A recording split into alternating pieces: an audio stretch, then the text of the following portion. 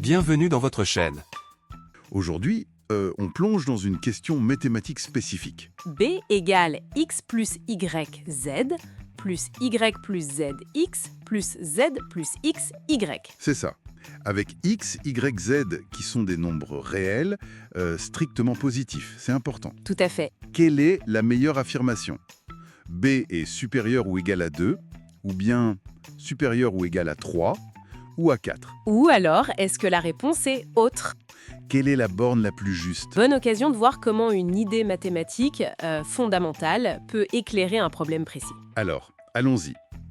Pour deux nombres réels strictement positifs, disons A et B, eh bien, on sait que AB plus BA, c'est toujours supérieur ou égal à 2. Ah oui, celle-là. La somme d'un nombre et de son inverse, ou presque. Exactement. Et ça vient d'où? Ça découle tout simplement du fait qu'un carré est toujours positif ou nul. Le carré de A moins B, c'est ça? Oui, 1 moins b au carré, qui est a carré 2ab plus b carré.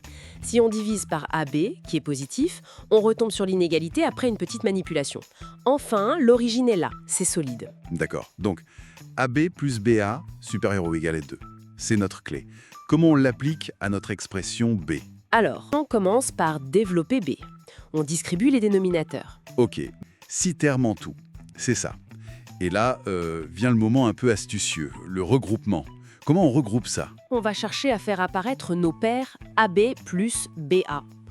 On prend xy avec yx. Ah, d'accord. Ça colle pile à la forme voulue. Exactement.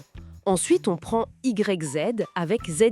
Deuxième paire. Voilà, et il nous reste zx et xz. On a transformé le problème en 3 sous-problèmes qu'on sait gérer. Maintenant, on applique notre inégalité à chaque parenthèse. Alors, pour la première, est supérieur ou égal à 2. Oui. Pour la deuxième, est aussi supérieur ou égal à 2. Et logiquement, pour la troisième, supérieur ou égal à 2 également. 3 inégalités, membre à membre. Qu'est-ce que ça donne?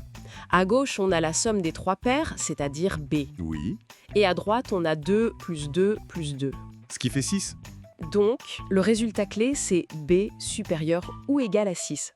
Ce qui signifie que la bonne réponse, la meilleure description, c'est autre. La réponse D. C'est ça.